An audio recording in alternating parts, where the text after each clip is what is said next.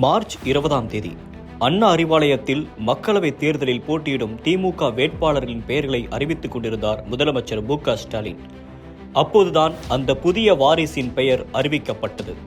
திமுகவின் திருச்சி மாவட்ட தளபதியாக வலம் வருபவரின் மகனை பெரம்பலூர் தொகுதியில் களமிறக்கி அறிவிப்பை வெளியிட்டிருக்கிறார் முதலமைச்சர் மு.க. ஸ்டாலின். அன்று அனைவரது கவனத்தையும் ஈர்த்த அந்த வேட்பாளர்தான் அருண் நேரு. நகராட்சி நிர்வாகத்துறை அமைச்சரும் திமுகவின் முதன்மை செயலாளருமான கே.என். நேருவின் மகன்தான் அருண் நேரு. அமெரிக்காவின் புகழ்பெற்ற ஹார்வர்ட் பல்கலைக்கழகத்தின் MS கன்ஸ்ட்ரக்ஷன் மேனேஜ்மெண்ட் படித்துள்ள அருண் நேரு விவசாய மற்றும் அரிசி ஆலை பிசினஸ் செய்து வருகிறார். தந்தை திமுகவின் முக்கிய புள்ளியாக இருந்தாலும் நேரடியாக அரசியலில் ஈடுபடாத அருண் நேரு திரைமறைவு அரசியலை செய்து வந்தார். அப்பா அமைச்சரானதும் அவருடைய பிசினஸையும் சேர்த்து கவனித்துக் கொண்டார். ஆரம்பத்தில் தொழிலதிபராக மட்டுமே வலம் வந்தவர் கடந்த 5 ஆண்டுகளாகத்தான் அரசியல் நடவடிக்கைகளில் தீவிரம் காட்டி வருகிறார். 25 ஆண்டுகளாக தந்தை தன் கண்ட்ரோலில் வைத்திருந்த அதே திருச்சியில் தானும் காலூன்ற எண்ணி கட்சி பணிகளை செய்து வருகிறார் அருண் நேரு. திருச்சியில் ஆதரவாளர்கள் தொண்டர்களின் தேவைகளை உடனடியாக பூர்த்தி செய்வது, அவர்கள் வீட்டு விசேஷங்களில் நேரில் பங்கெடுப்பது என்று தனக்கென ஒரு சாம்ராஜ்யத்தை உருவாக்கி வைத்துள்ளார் கே.என். நேரு. அந்த இடத்தை அவருக்கு பிறகு மகன் அருண் நேரு தான் நிரப்ப வேண்டும் என்பதே கே.என். நேருவின் ஆதரவாளர்களின் விருப்பம்.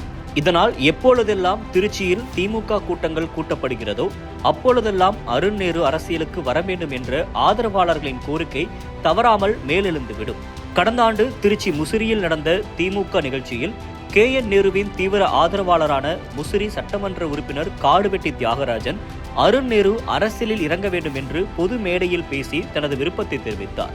கே.என். நேருவோ அருண் நேருவோ இருவரும் அவர் கருத்தை எதிர்க்கவில்லை. மௌனம் சம்மதம் போல் அருணின் அரசியல் வருகை அப்பொழுதே ஊர்ஜிதமானது. அதைத் தொடர்ந்து டிசம்பர் மாதத்தில் அருண் நேருவின் பிறந்தநாள் திருவிழா போல கொண்டாடப்பட்டது. கே.என். நேருவின் பிறந்தநாளை அவரது விசுவாசிகள், கட்சி தொண்டர்கள் எப்படி கொண்டாடுவார்களோ அதே மரியாதை அருண் நேருக்கும் கொடுக்கப்பட்டது. அடுத்த திருச்சி முகம் அருண் நேருதான் என்று அவரின் ஆதரவாளர்கள் கோஷமிடத் தொடங்கினர். அது மட்டுமல்லாமல் எங்களின் எதிர்காலமே வருங்கால பாராளுமன்ற நாயகரே போன்ற வாசகங்கள் கொண்ட பேனர்களும் இடம்பெறத் தொடங்கின. ஆனால் மகனை களமிறக்க தக்க நேரம் பார்த்து காத்து கொண்டிருந்தார் கே.என். நேரு. இன்னொரு புறம் தந்தை பெயரால் அடையாளப்படுத்தப்படாமல் தனக்கென அரசியல் களத்தில் ஒரு பெயரை உருவாக்கிய பின்னரே நேரடி அரசியலில் ஈடுபட வேண்டும் என்பதே அருண் நேருவும் உறுதியாக இருந்தார். அதன் முதற்கட்டமாக தந்தை பங்கெடுக்கும் அனைத்து நிகழ்ச்சிகளிலும் தவறாமல் பங்கெடுக்க தொடங்கினார். சில நேரங்களில் தந்தை பங்கெடுக்க முடியாத அரசு நிகழ்ச்சிகளில் கூட தந்தையின் குரலாக தோன்ற தொடங்கினார் அருண் நேரு.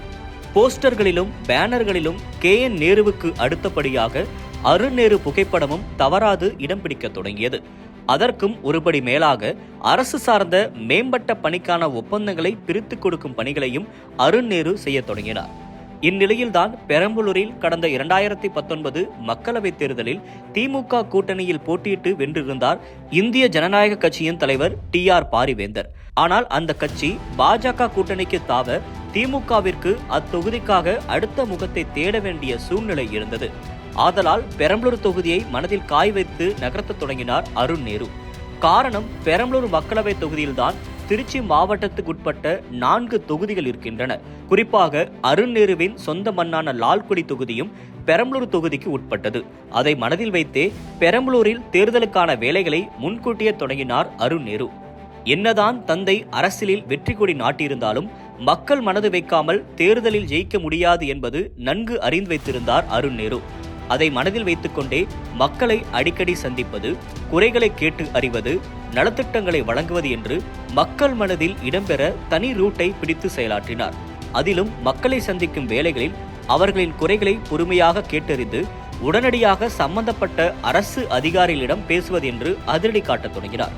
தற்போது எதிர்பார்த்தது போலவே பெரம்பலூர் தொகுதியின் திமுக வேட்பாளராக அருண் நேருவை அறிவித்திருக்கிறது திமுக தலைமை. பாஜக கூட்டணியில் இதே தொகுதியில் சீனியரான பாரிவேந்தர் களமிறங்க உள்ளார். சீனியர் அரசியல்வாதியை வீழ்த்தி பெரம்பலூர் மக்களின் குரலாக மக்களவையில் எதிரொலிப்பாரா அருண் நேரு என்பதை பொறுத்திருந்து பார்க்கலாம்.